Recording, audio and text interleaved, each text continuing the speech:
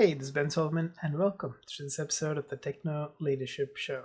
In this episode, I want to talk about self management of yourself to reduce the likelihood of getting burnt out. In the previous episode, we spoke about burnout from a standpoint of the business and how, allowing for your department and the workload and everything that you have to be optimized for efficiency rather than for effectiveness can lead to burnout of yourself and your team and the implications of that burnout as such. Now, some aspects of that can be difficult to control, especially in an organization where leadership above you don't really consider it from an overall perspective and are very narrow focused and don't have the capacity to look at the big picture as much as we would like to believe that people who do end up in CEO, CFO sort of positions have cultivated the ability to see big picture. I personally have come across scenarios where unfortunately that has not been the case. So having had that personal experience, the only way you can manage it from a perspective of trying to get through times there is by self-management.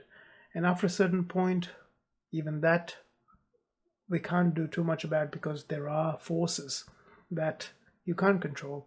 And it means it's time for you to take leave of the situation if after multiple discussions with your leadership team, you still don't get the support that you need to be able to give your team and yourself the space and the buffer to be able to work effectively.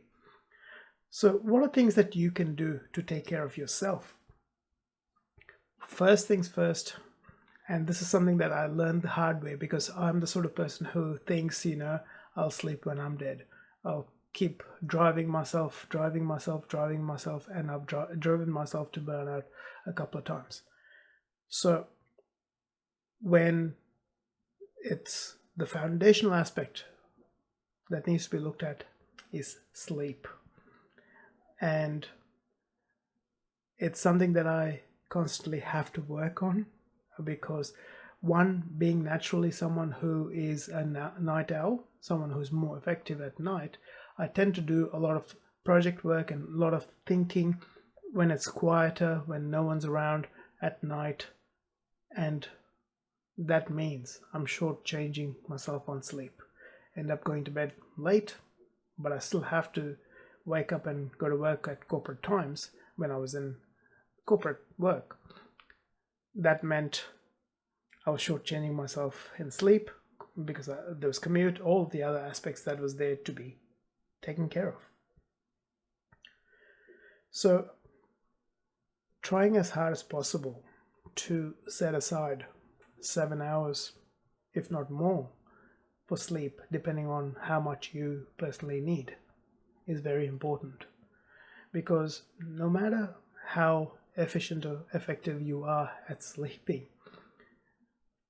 even though you're in bed for 7 hours, you're not asleep all 7 hours. So to get good quality sleep of 7.5 hours, you'd want to be in bed for about 8 hours or more. The other thing to think about is what's known as ultradian rhythms, i.e. our body works in 90-minute cycles. So if you look at it from that perspective, even our sleep works in 90-minute cycles. And this is based on research that has been done around sleep as well as other productivity aspects as well. And to look at it from that perspective, you would want to sleep to ensure that you get full 90-minute cycles. That means you'd want to sleep 6, 7.5, 9 hours.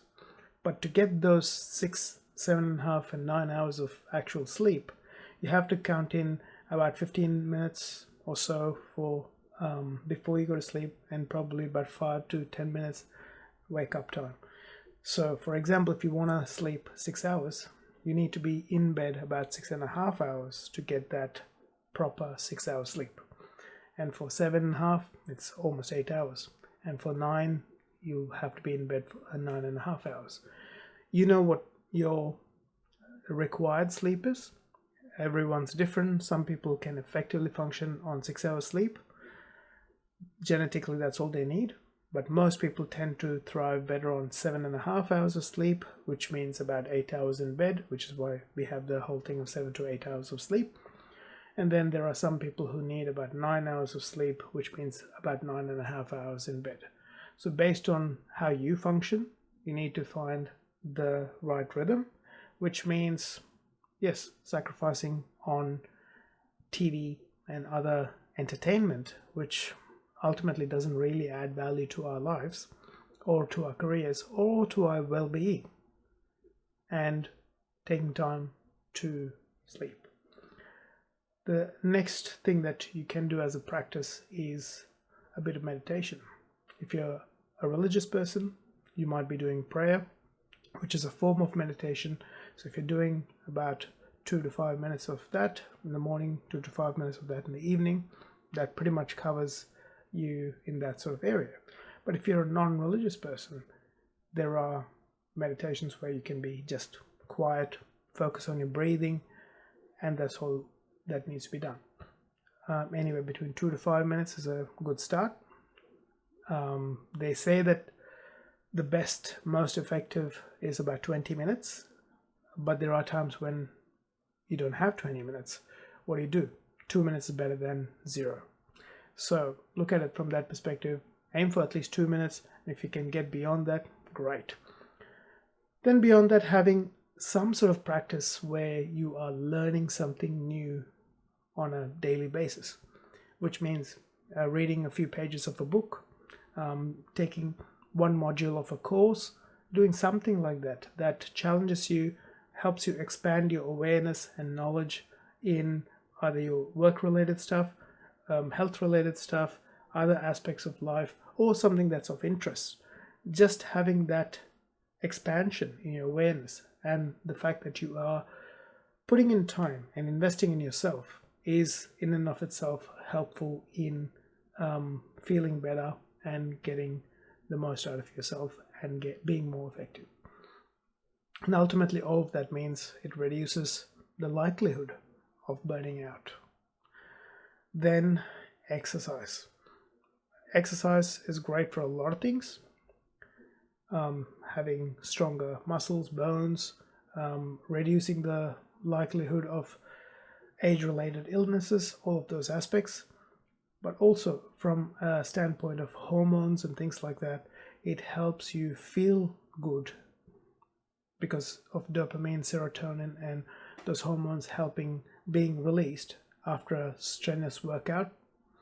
It can be anywhere between 15 and 30 minutes, 3 to 4 times a week, but that's all it takes. 15 to 30 minutes, 3 to 4 times a week. Get in there, do sharp workouts, not wasting time on the treadmill. Just get in, pick up some weights, do some weights based on obviously your advice from your medical professional, or if you're going to the gym, you might have a personal trainer who can support you and help you with that based on your physique and your health conditions and all of those aspects. But that helps in getting the right hormones at the right level, which helps you get a better feeling of well-being and being able to be more productive, more effective in the time that you have, and also reduces the stress hormones and everything in our body, thereby reducing other issues like body pains, aches, and all that thing that's caused by excess cortisol in our body. So hopefully that helps you out. These are things that you can control, that you can do, and that you can feel a sense of control as well by doing all these things. Some of the aspects of the politics in the business and things like that you may not be able to control as much, but being able to go to bed on time, being able to exercise, being able to read a book or do something like that, being able to do something fun as well, like reading fiction, watching comedy or something on TV for 15 to 30 minutes a day or something of that sort. All of that you can embed, you can control, and you can do yourself. and you can only control what you can control and do the best you can. So hopefully that helps you out. I wish you all the best in your journey as a tech professional, manager, and leader. If you like this episode, please hit the like button. If you haven't subscribed yet, please hit the subscribe button so that you're notified of future episodes as they're released. If you have any questions that you'd like me to cover, please let me know by putting in a comment below this video. If you have any suggestions or feedback on how things can be improved so that you get the most out of every video that you watch, do let me know as well. I look forward to talking to you in a future episode. Take care and have a great day.